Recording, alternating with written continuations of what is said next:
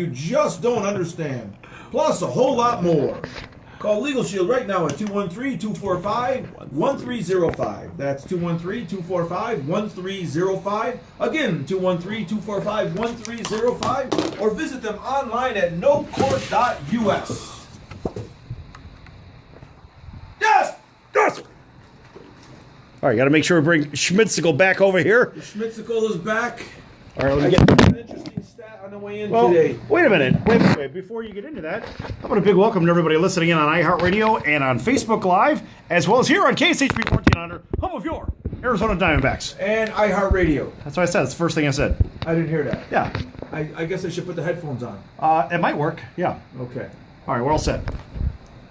So you heard something interesting. What happened? The Golden Knights are 8-12-1 against teams with with a winning record so far this year. They're not doing so good against the good teams. Yeah, but remember, part of that 8-12-1 was without Nate Schmidt. Yes. They had the first 20 games without him. And then they just had two tough losses recently to playoff teams, San Jose. And yesterday's game was pretty close, though, the game against Winnipeg. Yeah, it was a 2-1 game late, then a couple empty netters. Yeah, it doesn't matter. So that must be hard. That must be a hard game to bet. Because, that's the empty netters, they really have to, that's got to turn that sport on its side with those gamblers, right? Right. That's when you see that puck and a half. The scariest line in hockey is when the line is a puck and a half. Right? Is that the bet, a puck and a half? Yeah, sometimes you'll see a half a puck. It's kind of like half a point, right? Yeah. Or a full point. Well, This is, a puck and a half. So you're talking a puck and a half. Listen, the most unsafe lead in hockey is 2 goals. But the problem is this. If you're down by 1 late in the game, you're pulling your goalie, right? You're thinking, I got the win. Boom, there's the empty netter. And guess what?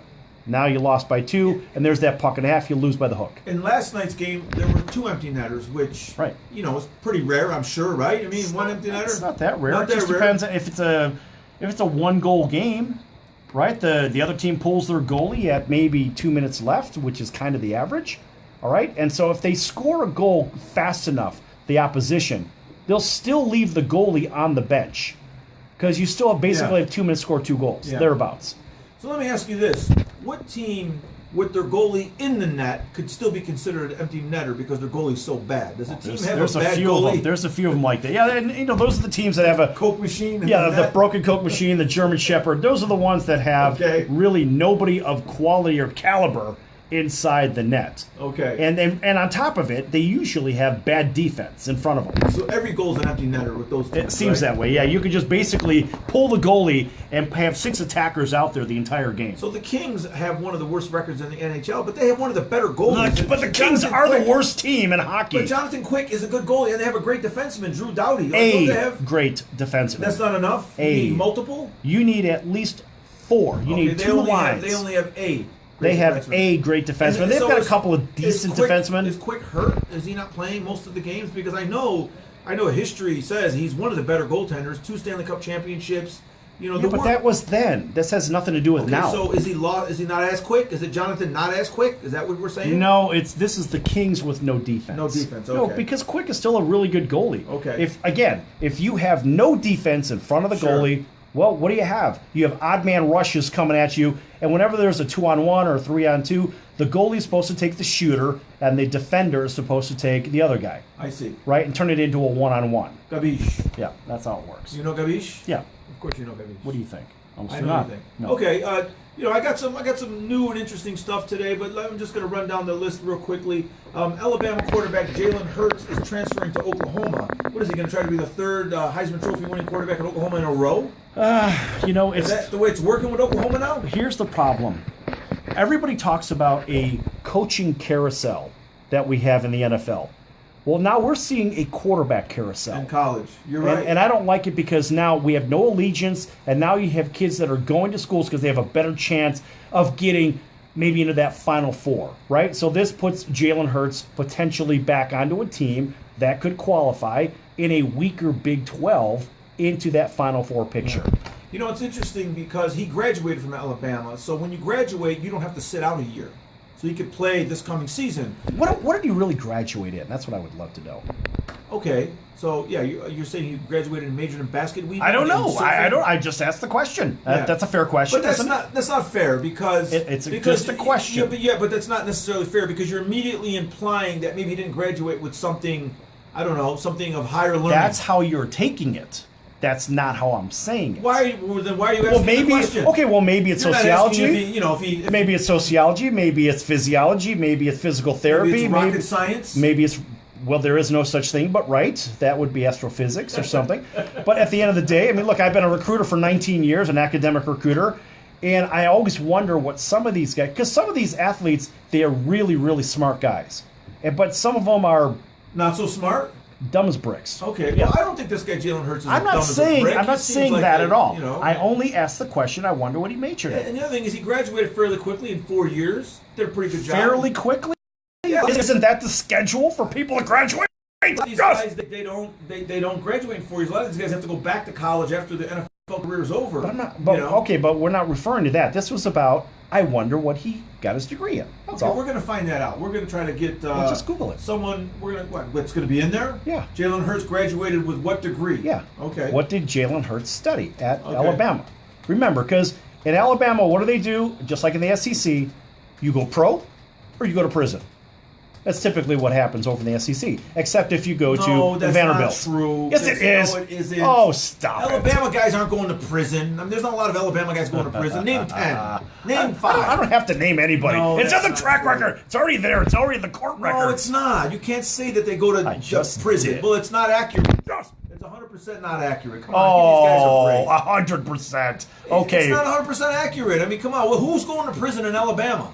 Hey, listen. This is not about an Alabama. You said it. It's not about an Alabama chain gang. Public relations major. All right, well, that's good. Good for him. Okay. So that means maybe he'll pursue a career in broadcasting or something to that effect, or advertising and marketing. Sure. Well, that's good. Okay. That's good. Give him a round of applause. Okay, yeah, give him a round of applause. And I mean, but I initially went to this question because, it seems trendy now. I mean, Baker Mayfield started out at Texas Tech, right, playing for Cliff Kingsbury. He ended up at Oklahoma, winning the Heisman Trophy.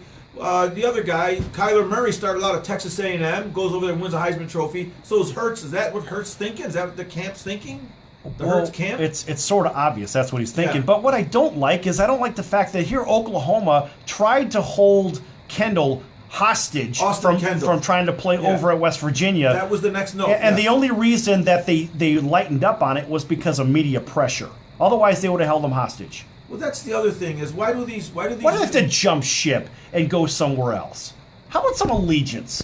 All they're doing is they're bringing that same money mentality to pick your favorite division or college, it's a serious business, your conference. I agree. It's a serious There's business. No allegiance. There's none of that. There's no heart. None of That's why I don't like the NBA right now. There's no heart in the NBA. None. It's money, stacks of money. Ask Kevin Durant. Ask him about the quote of "I only care about my stacks of money." Yeah, that's a terrible quote, and we're not talking about the NBA right now. No, but I'm just saying, it's a similar parallel. College football, there's no money being made in college football, but these kids are trying to position themselves to get drafted because there's guaranteed money in the first or second round draft choice, and that's what they want. This guy Austin Kendall, I never heard of him, but he's transferring to West Virginia, and the thing is, West Virginia lost their coach, Dana Holgorsen. He left. So, I mean, we don't know how that university is going to play out. I mean, they were an offensive machine the last 5 years with Holgorsen there. So, I don't know. I mean, a lot of these guys are just moving around, and sometimes it isn't for the best. Why didn't Kendall stay there and try to beat out Jalen Hurts? I don't know.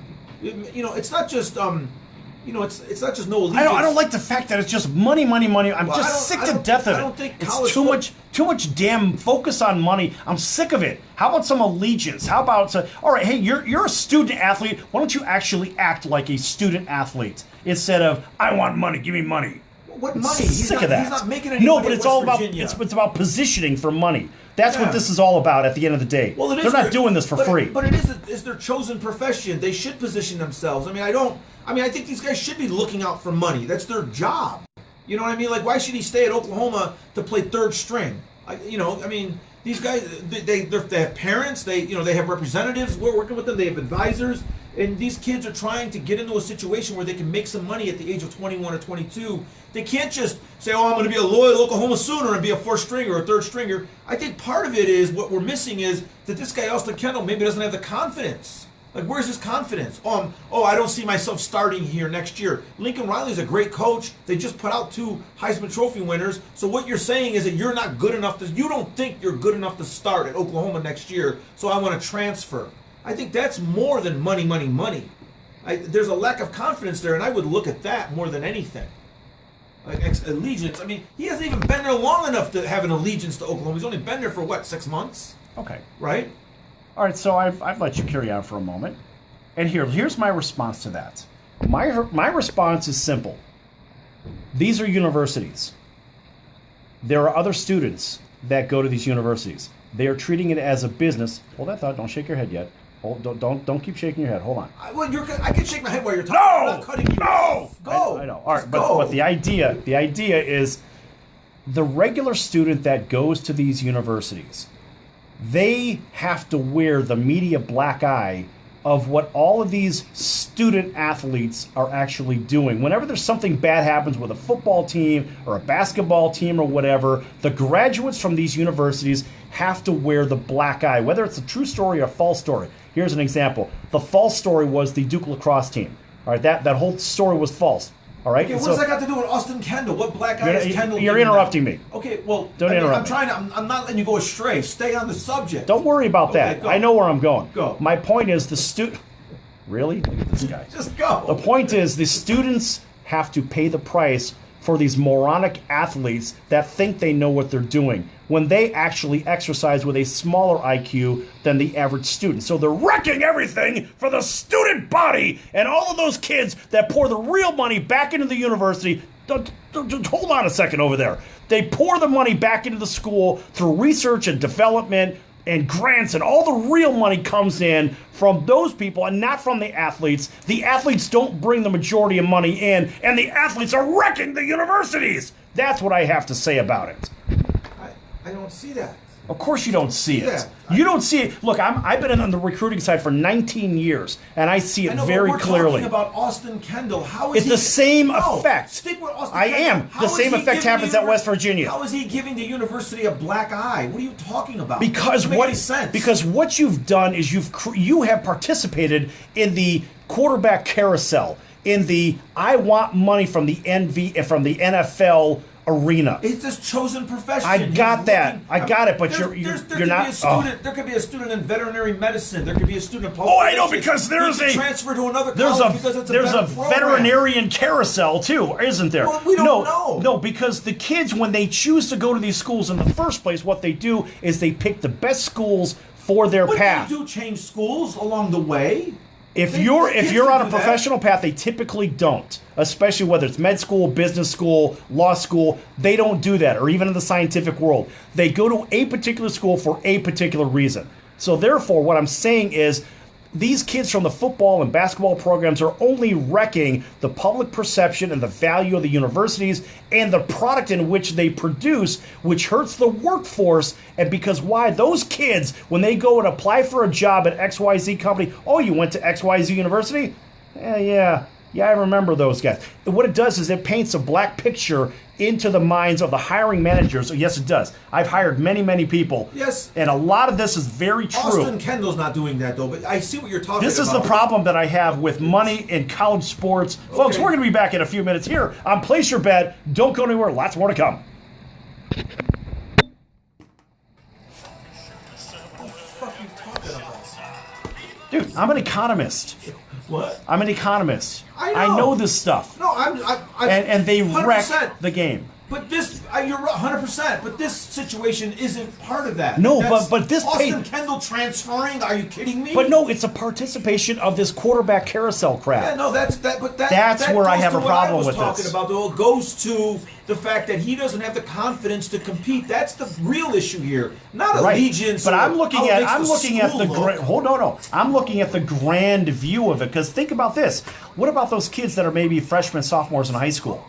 And they're football players, right?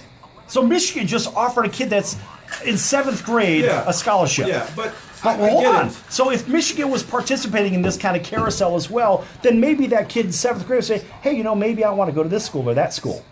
Well, first of all, let's say it like it is. First of all, these kids that do decide on Georgia or Alabama or Oklahoma, they switch schools 3 or 4 times before they end up at Oklahoma. They've already switched allegiances before they even signed a letter of intent. That happens all the time. These kids are looking for the best way to get into the NFL. That's all they care about. It's not about school. It's not about the university. They can care less. Well, it depends on what school it is, though. Well, no, I mean, I'm telling you, the kid from Georgia, Justin Fields, he initially opted for 3 different schools before he picked Georgia. And then as soon as he saw that he wasn't going to play in Georgia, he's going to Ohio State. These guys do not care about the school. That we can't change that. Well, and that's part of the flaw in collegiate sports. I agree, but the quarterbacks, especially the quarterbacks, don't care about the school. None of them do. They care about getting to the NFL. Say none of them, the large amount. All these guys that are moving around don't. Yeah, I think it's total bullshit. It's not good, but that's the way it is. It's not good. I mean, it's terrible. It's an abomination on the system. It's really what it is. And I agree, but it really reflects poorly on the universities. It reflects poorly on the kids. Because think about this: if this is what they're doing now, watch what happens if they go to the NFL and they start swapping team to team. But listen, Baker Mayfield jumped schools, went to the NFL. It worked out perfectly for him, right? I mean, for the first year, it did. Yeah, I mean, it looks like he made all the right moves. So someone's watching that, like, well, now Kyler Murray did the same thing. Right, wasn't working out at Texas A&M. Right, Jalen Hurts doing the same thing. You know, so now it looks like everybody has to switch because one guy calls all the shots. It's the way it is now. Like the quarterback from Michigan. What's his name? Shea Patterson or whatever? Started out in Mississippi or whatever. So they're all moving around. Yeah. It's weird. I agree. I don't like it. I don't like it either. No, I don't like it. But I think it's I have a problem even with big signings for baseball as well. Okay, 30 seconds. If you want to talk baseball, then we could talk baseball too, specifically about Machado and Harper. Sure. I had that down here today too. Yeah. Okay, but 30 seconds. Okay.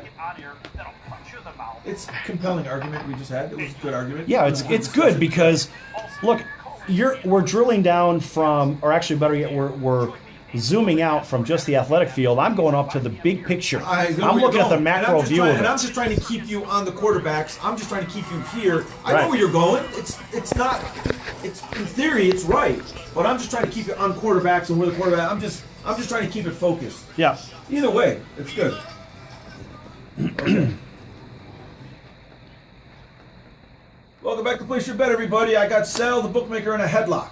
Right! Brought to you by the American Business Trust Company, helping your company with business strategy, sales and marketing, capital resources, and establishing your company with a physical location or on the internet. You decide. You bring the idea, and the American Business Trust Company can help with the rest. Visit them online at trustco.com. That's ABTRUSTCO.com, or call 657-600-1876. That's the American Business Trust Company. 657-600-1876. Call them today. They can help your business right away. Look at Tommy playing to the camera. And a big welcome to everybody listening in on iHeartRadio and KSHP 1400, home of your Arizona Diamondbacks, and, of course, those watching on Facebook Live. Okay, buddy, so real quickly, I found a little tidbit that I think is really interesting. A little what? Right now. Tidbit. Oh. Right, little news item. Oh, I thought you said something else. You probably heard this already, but there's a Rams fan passing around a petition. Did you hear about this? Okay, so a Rams fan is passing around a petition, and he's trying to get referee Bill Vinovich removed from the NFC Championship game. and he's actually got some really good numbers on his side. Right. The fan's name is Andrew Liptock. Right? Andrew, what's the name? Liplock? Liptock. I thought you said Liplock. Does he relate to Louis Lips? Wow. I knew you would like this guy's name. Anyway, okay, so this is Liptock's contention in the petition. He says that Bill Vinovich, who's the head referee in this crew that's assigned to the Saints-Rams game and the championship game, the Rams have an 0-8 record with Vinovich as the lead referee since 2012, right? And he goes further. Liptock makes some good points. He says that the Rams, since 2012, when Vinovich has been doing the games, the Rams have been called for 61 penalties for 573 yards, while the opponents have only been called for 36 penalties for 317 yards. He says that in every game that Vinovich has done, the Rams have had more penalty yards than their opponents. And the last one, which was, I remember this one, in the earlier game this year between the Rams and the Saints. It was tied 14-14, and the Rams went for a fake punt.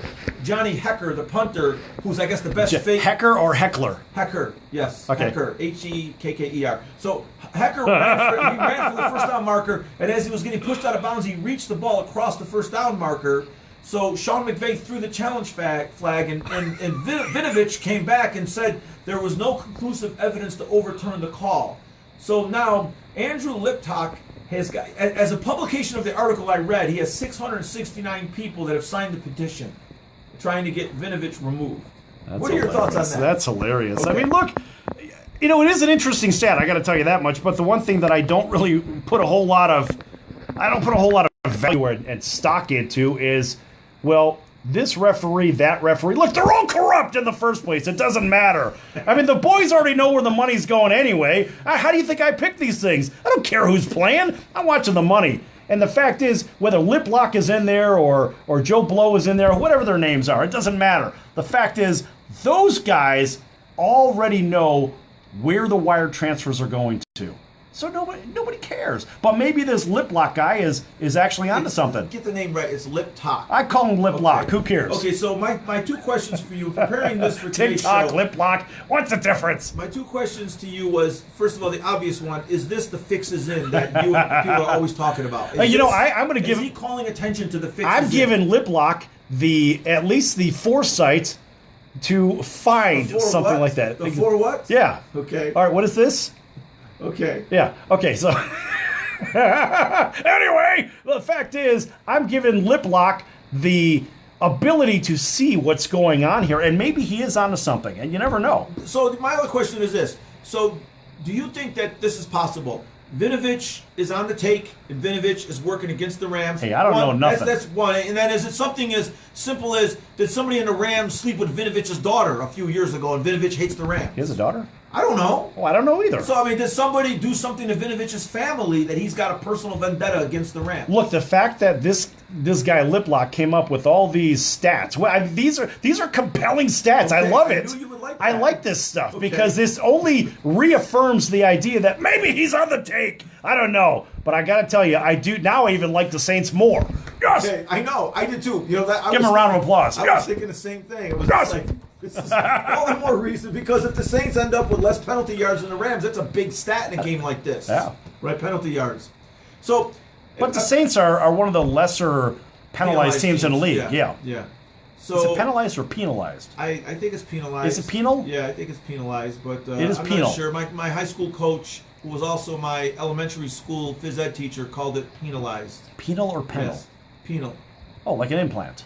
No, it's just penalized. You just I don't know. You don't have to go there. I thought Okay. it was penalized. So the Patriots apparently are upset with the referee for their game this week also, who's Cleet Blakeman, who's another very popular referee. He referees a lot of these big games. What could be a better name to work on a field, right? Cleat. Cleet Blakeman. Of course, Cleat. it's not spelled like a cleat. But it It's doesn't spelled matter, but cleats. C-L-E-T-E, yeah, Right, cleat. exactly. Cleet Blakeman, he was the alternate referee in the 2014 AFC Championship game between the Patriots and the Colts.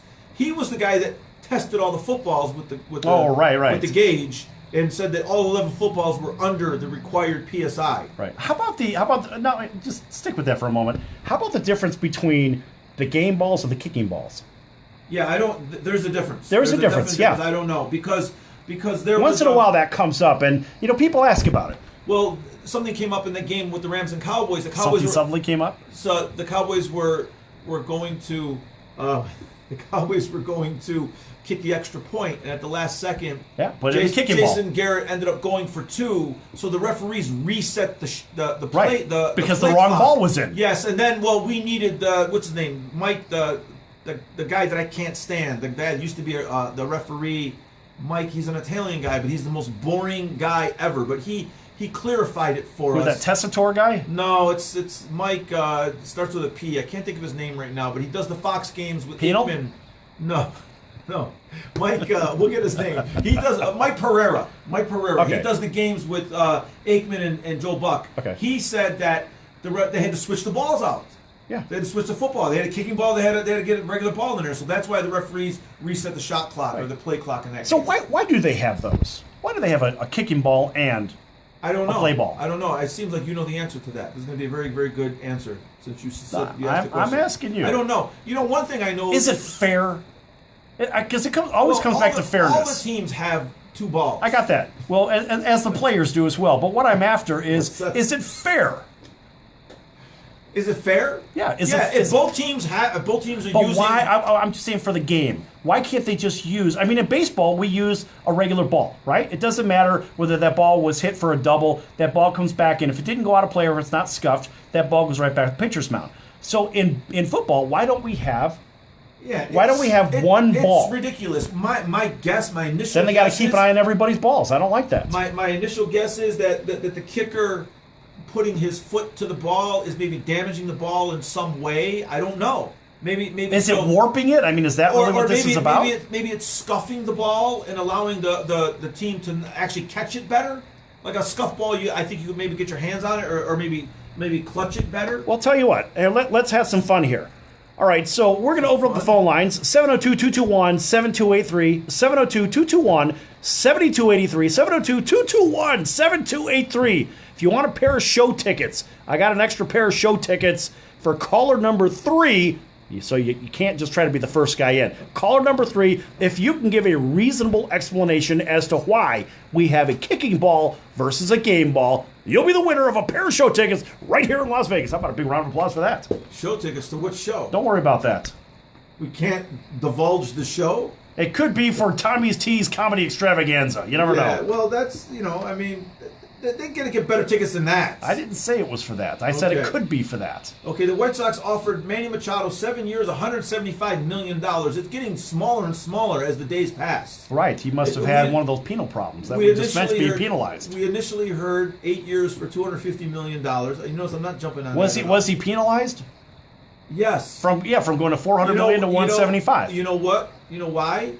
They're saying that I'm not Johnny Hustle comment in the National League Championship Series is hurting him. Right. And not running out that line drive he hit off the wall in the World Series is hurting him.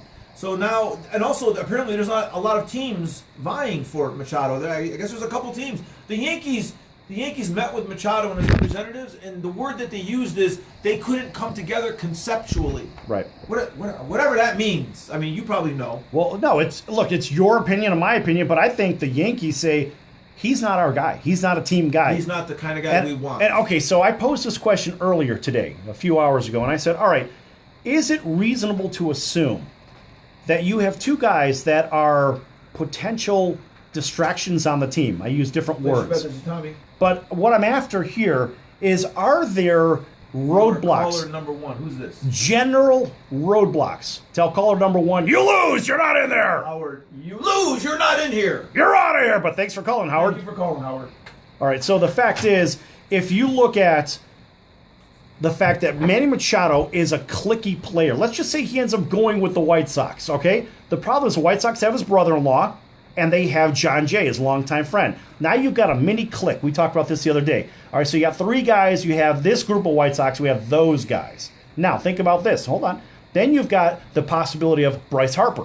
You've got the ultimate prima donna in baseball. Is he? Oh, certainly is. Why? In my opinion, he is. All right, just go with the argument. Keep going, but afterwards you're going to have to tell me. Go with the argument. Okay, donna. So you've got the ultimate prima donna in Bryce Harper. Maybe he's sorely misunderstood, whatever. But now you have one guy on an island. Now, is it easier to remove one guy or 3 guys? It's easy to remove one guy. Okay. But the other 2 guys aren't that great. Yonder Alonso. I got that. Just the simple math. All right, so it's easier to remove the one guy. Now, is the one guy going to have a greater effect on the team than the 3 guys combined, being headed up by, Mo, Larry, Curly, by Mo Howard, being Manny Machado? So you don't like the fact that they're signing his cronies? No, I don't. How about that for an old man term? I don't like that. Okay. All right. Well, I mean, first of all, John Jay is not a bad player. I'm not saying he's a bad player. This has nothing. No, it has nothing to do with that. He's at the end of his career. But my point is, you got 3 guys in one corner versus one guy in another. Which is a bigger distraction, and which one will have a greater impact against the team? I don't like the signing of either of these guys in the first place, and the stock value keeps going down because Manny being Manny 2.0 versus Bryce Harper being Bryce Harper, the diva, whatever you want to call him, just like what Arians called what's Antonio Brown, the same crap. Bryce Harper, I don't know the guy personally, but everything that I know about him screams this guy is the biggest prima donna in the game. You're going to have to elaborate on that because I don't see him being a super prima donna. You're going to have to let me know why you think that. You're going to have to give me some examples. You can't just, you can't just call him that. I want to know why. Okay. Well, and I'll tell you in between break from what I know. Well, you can't tell me now? No, I can't. There's some of it I can't tell you right now, and I'm going to even take it off the camera on Facebook Live. Okay, you don't have to tell me who gave you the information. No. Then I'll tell you about it off camera. Okay. Off camera and off mic. You tell me off camera, and then I'll tell everyone on camera. No, you won't, because you won't make it out of the parking lot. But anyway, the point is, look, I would rather not have a distraction like that on the team because I don't think either of these guys are worth the money that they're asking for, first of all. And if you take a team like the White Sox, who's been rebuilding and doing it right, they've got a great farm system, why would you mortgage your team just to bring one of these clowns in that could be a colossal distraction to the team? Yeah, well, I think 7 years, $175 million isn't an absurd contract for Machado. I mean, it's he's a good player. He's a good player. He's a really good third baseman. He's 26 years old. I don't know. I think player for player, he's better player for player for the team. Never mind distractions, than Bryce Harper is. Because the guy could throw leather, he can run when he wants to, and he hustles, and his jersey is dirty all the time. The guy does play when he wants to play. He is the better of the two, and he hits for better average too. Yeah, I agree. I don't know who's a prima donna here. I don't know who's a diva. Baseball's a different sport also than football and basketball. Having a diva on your team isn't the worst thing in the world because baseball is more of an individual sport where you're basically going one-on-one in every single scenario. Pitcher against hitter, Those are the only one-on-ones that are available in baseball. There are no other one-on-ones. Yeah, I mean, the guy hits a line drive to center field. He's chasing it down by himself. He's got no help. It's a team, though. That's about positioning. Yeah, it is about positioning, but you can get away with having a diva in baseball more than the other sports, I believe. I mean, Reggie Jackson walks into the Yankees in 1977 and proclaimed... But Reggie was the colossal distraction for the Yankees. I know. He walked in and claimed, I'm the straw that stirs the drink. Right. And that team hated each other for 4 years. Mm-hmm. Despised each other. They won 2 championships. The Dodgers with Steve Garvey and Ron Cey didn't even speak to each other. And you know what that is? That goes right back to the old Crosby, Stills, Nash, and Young. 4 individuals that happen to have a group, but they all recognize as 4 individuals. Yeah, but I think that baseball can get by with that more than I think Antonio Brown ruins a team. Well, basketball's been doing it with LeBrick. It's the same thing. No. Well, listen, I'm not going to talk about basketball if you keep saying LeBrick. I'm sorry. We're not even going to go there. You're not allowed. You can say LeBrick all you want. We're not going to talk about basketball. We're not going to talk about LeBrick. But my point is, knucklehead. It's the same argument with James on the court. It's the same exact argument. So he doesn't have the same characteristics as a Bryce Harper? No, out of the top 5 scorers in NBA history, he's got by far the most assists. He makes everybody around him better. You're crazy. He makes everyone better. He's the guy that dishes the ball off more than... Hey, man, I'm drinking the Laker purple Kool-Aid. I must be crazy. Michael Jordan and Kobe Bryant combined, he's got more assists. See, he's not a one-on-one guy. He can still score 28 points a game and still lead the team in assists. He's the only star that's done that. I don't even know what you're talking about, Rick. We can't. It's fun. It's great radio. It's great radio. Look, it's entertainment, and folks want to be entertained just as much as they want to grab some knowledge. They want to grab a little bit of knowledge on how to place bets, and that's what we do here, folks, on PlaceYourBet.Vegas. What do? We pick winners because we can. We're 45 out of 49 in 9.5 weeks. Are you kidding me? Go to PlaceYourBet.Vegas, pick up a subscription. You won't be sorry. People make money. Ask the stack of cash as it keeps growing. Back in a few minutes. Don't go anywhere. Lots more to come. That's good. All right, guys. Back in a minute. Okay, folks, we're back. Sorry about that. I'm not going to say anything. That doesn't matter. It doesn't matter. I don't care what you think you're going to say. Just don't say anything. Whoa. All right.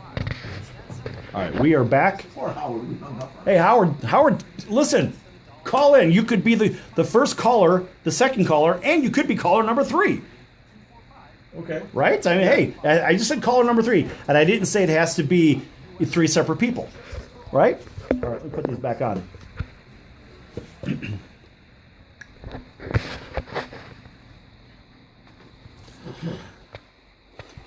You like that story about the referees, though, right? Did you know those stories about the referees already? Yeah. Oh, you knew those. Okay. Yeah. Oh, I didn't know that.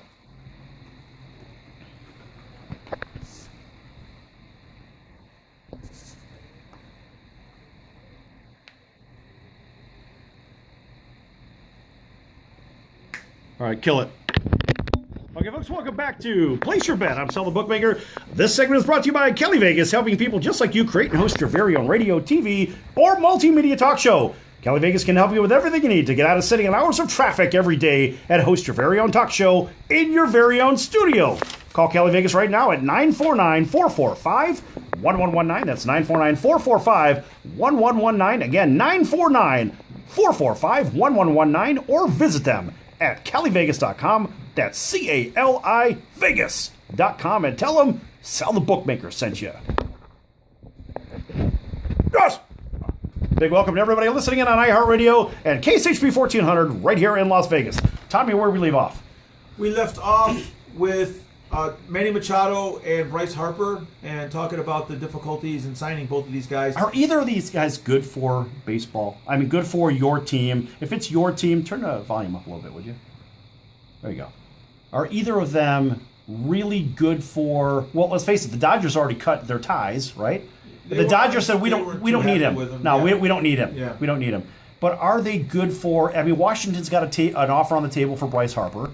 Apparently, it was 10 years, $300 million. Right, which he certainly should take it. Yeah, that's the best offer he's going to get. And the numbers that we've been hearing in the last few weeks, we haven't heard anything near those numbers with right. these two guys. The prices are being driven down, and so I think you ought to take it. Dan Lozano, who is $30 million a year for 10 years. Manny Machado's agent, Dan Lozano, he claims that those numbers, 7 years, $175,000, are 100% untrue.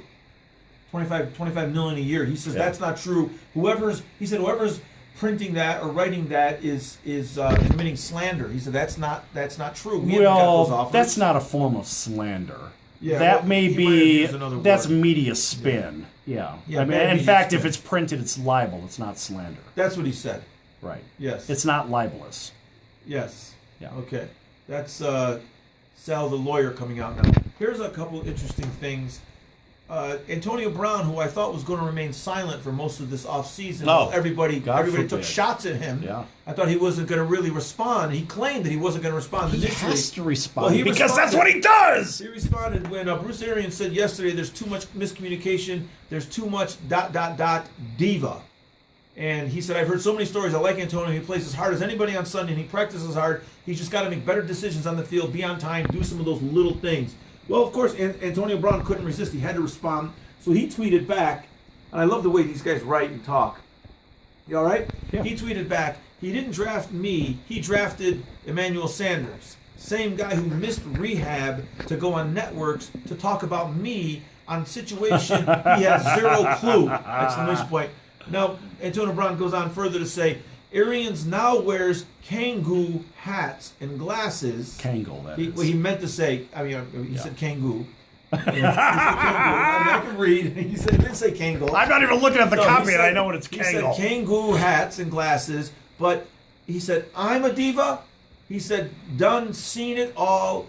Then they say we friends. Stop lying, and he spelled lying wrong. Okay. Great grammar. Give him a round of applause. Give him the laughing track. It is Twitter. For his. It is Twitter. So what? Give him the laugh track for his outstanding grammar. Yeah, I know. I don't like that either. And where's he a product of? Where did he go to college at?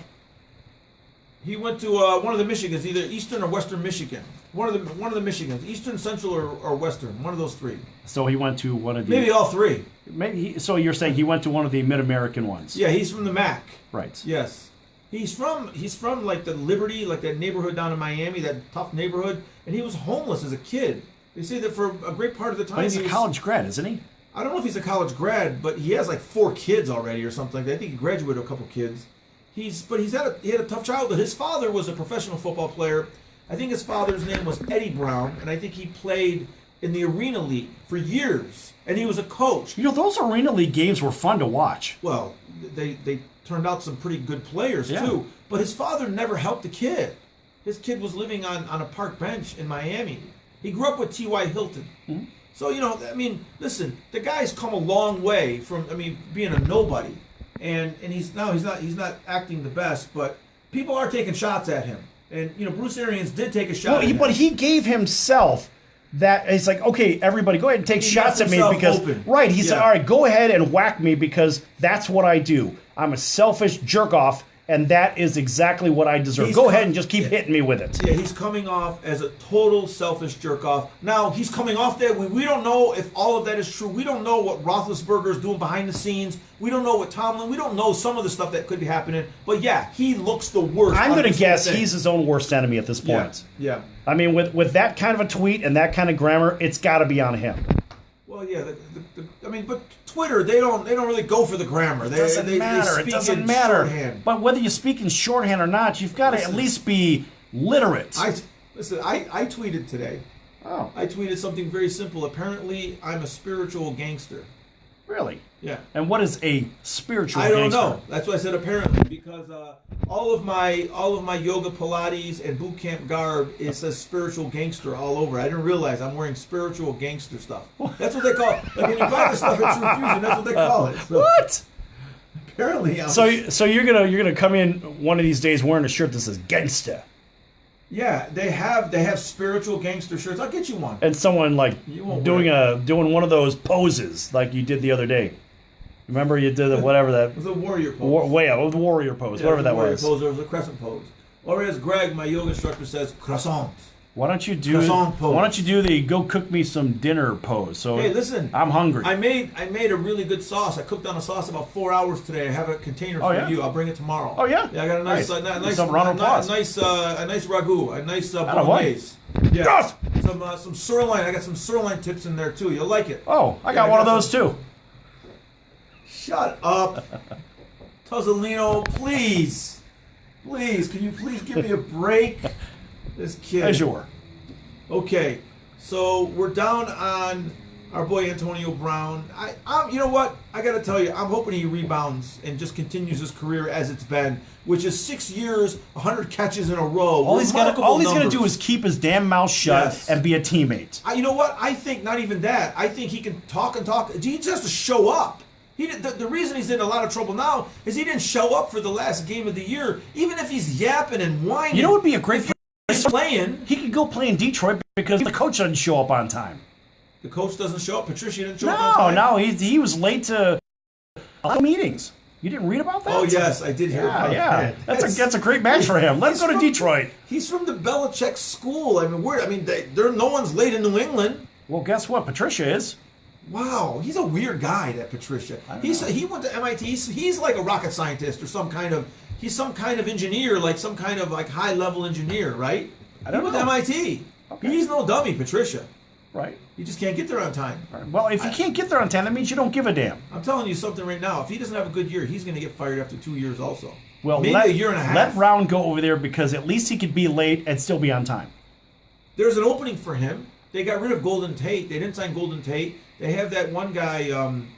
They have the one young guy, Kenny Godney or something. He's their basically the number one wide receiver. There's an opening. They're in dire need of a number one wide receiver. They would go with Stafford. Mm-hmm. That's an option. Yeah, it's a viable option. He gets to play indoors, right? Doesn't have to deal with the element for at least 8 games out of the year. And it's where he played his college ball. Yeah, so right. He'll be back. Here's my question though. There, right. The problem with Antonio Brown is this is not going to be a simple trade. It's not an easy trade.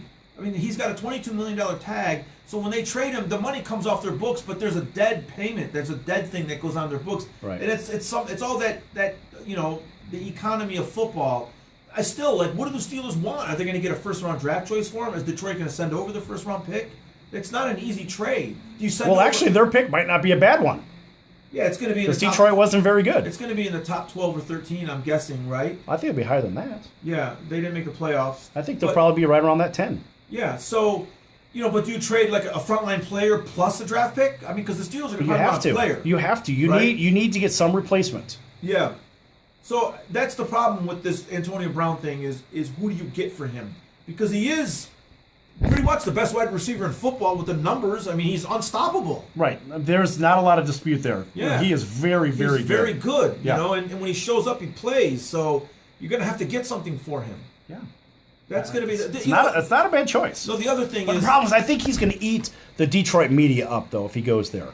Yeah. You know what I mean? That's the problem that I would have with it. I see he's more passive aggressive than he is eating up a media. He's very passive aggressive. So where does he go? San Francisco? Well, here's the thing. First of all, before he goes The anywhere, land of passive aggressive? San Francisco is perfect.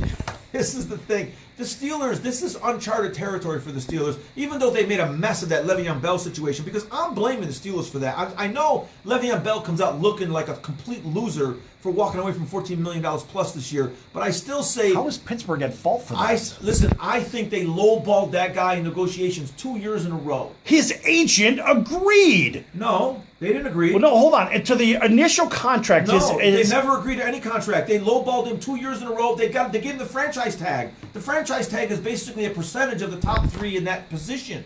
And the second year, the franchise tag, it goes up a certain percentage. There was no agreement on any contract for 2 years. Okay, but I'm saying the initial contract for him. No. Initial contract. You're saying there was never a contract. There was and never a contract. Everything was done arbitrarily. Yeah, his rookie contract it's slotted. The rookie contracts are slotted, so he played on his rookie contract until he became a free agent, And then the they franchise franchised him. tags. So Yeah. there's never been an agreement with the two parties. Well, I believe they lowballed him. You know why I know they lowballed him? Because the numbers that they threw out, they claimed that it was $30 million guaranteed.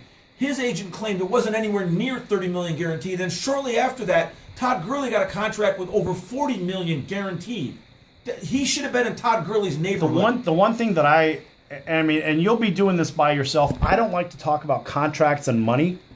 Terms of contract, I don't like to talk about money because the average person listening to this show, they can't relate to this. You and I, we don't make that kind of money. We don't relate to this because we're not in their arena. And so these guys, and let's face it, the average person listening to this, maybe they'll make anywhere from $40,000 to $150,000 a year. Do you think that we can even relate to 1 year's salary? People in our age or in our age group and our financial bracket can't even understand that kind of money in a lifetime. Why does it even matter to us how much he makes? Okay. Who gives a damn? Well, that's why I said that he comes out looking like a fool for walking away from $14 million this year, because he was scheduled to make $14.3 million. He looks like a complete moron. All I'm saying is that he got lowballed by his team, and him and his agent made a calculated risk, a calculated move that initially it looks like it didn't pay off at all. But I still believe that he's not going to get a $14 million signing bonus next year. No, I mean, I think next year because he just sat out, right? Yeah, I don't think it's going to work. I don't think anyone believes it's going to work. But I still say the Steelers lowballed him. They didn't treat him fairly. He was a top running back in football, top three, and they lowballed him. And that's what happens when there's a contract negotiation. Even though you don't like to talk about money, there's a negotiation. That's what happens. One party comes in with one figure, another party, and they can't agree. They haven't been able to agree for 2 years. Right, so, I'm familiar with it, but I just don't like the idea of our audience, period. And you and I, we don't deal with these numbers. It's not conceivable for us. We're just talking here. I know, but just talk about it in general terms. Weight in it. No, I know, but just think about this. We have to be able to have something relatable. Look, when people are betting on these games, right? So all those people that are subscribing to placeyourbet.vegas, and even the people at the book house, they're over at the casino, they're with the bookmaker, they're doing their thing at the sportsbook saying, I'm going to bet a couple $100 here or there, maybe a couple of dimes, maybe a couple stacks, whatever it is. That number is conceivable, even if it's $2,000, $5,000, $10,000. But when you're talking $14 million, that's lottery winnings. That's hitting megabucks and crap like that here in Vegas. We can't even understand that number because we don't deal with that number. That's why I say keep it to a level where everybody can identify. Well, that's why I'm saying that he's the one that looks like a complete fool.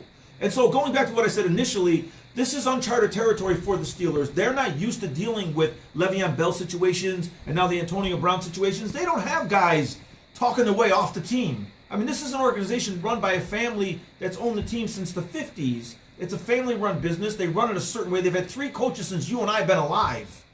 So this is not their normal way of doing business. So what's the resolution? Well, what I'm going back to saying is that when you're talking about Antonio Brown getting traded, it starts with the Steelers. Are they willing to trade him? Like, how do they handle this? Before we can pick a team, the Steelers haven't even came out and said that they're going to trade him. Well, they said they're willing to talk to him. Yes, everything's open. But so here's what it is. If you look at the difference between Bell and and Brown. Brown has so much more upside. He's so much more valuable to the team because, look, he didn't skip a season, first of all.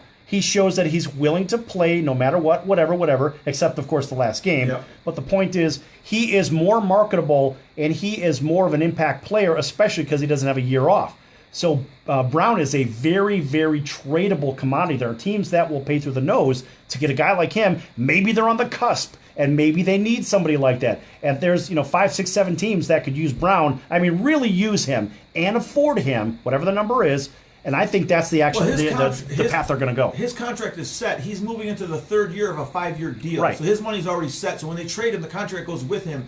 Bell's the one that has to retrieve money he lost. Right. That's going to be difficult. So he's going to try to... Very difficult. I mean, the Colts have already said, we don't want him. He was saying earlier, I'd like to go to the Colts. They're like, well, we got Marlon Mack, and we don't need that. That's right. So, I mean, you mentioned the Lions. They don't have a running back. Well, they got that Kerryon Johnson, I guess. He had a decent year until he got injured. So do the 49ers... Yeah, who do they have? Abdullah behind him? Come on. Do the 49ers have a running back? I don't think... They had the one guy they got from Minnesota. They got the guy from Minnesota who blew his knee out in training camp. Yeah, I mean, they're in need of players. That's why I mentioned San Francisco. Yeah, San Francisco. Right. So, yeah, I mean, what about Oakland? Well, Vegas, whatever. I mean, better yet, the London Raiders. How about the London Raiders? They'll be the London Raiders next season. Yeah, right. But they need a running back, and guess what? They also need skill players, too. Yeah, they need everything. Yeah. And I'm hearing... Because they gutted the team. I'm hearing that they're going to get rid of Derek Carr, and they're going to go for Kyler Murray. I'm hearing that there's 3 or 4 teams that are going hard for Kyler Murray.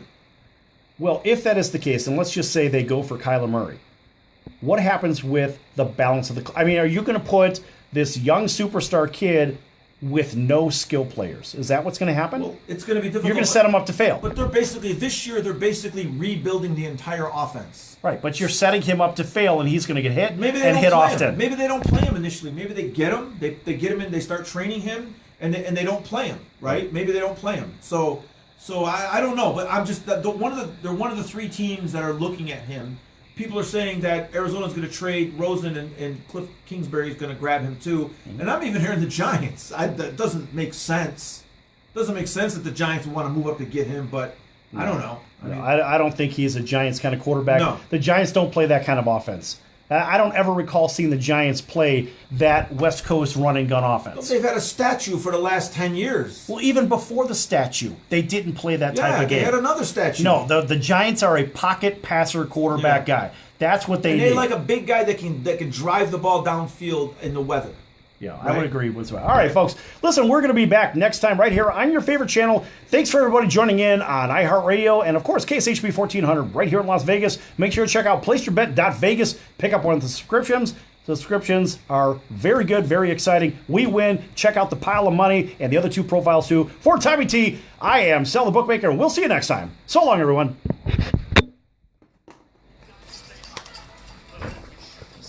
Excellent. Shot. All right, let's put Nate back. All right, Nate is back. All right, and we are out of here.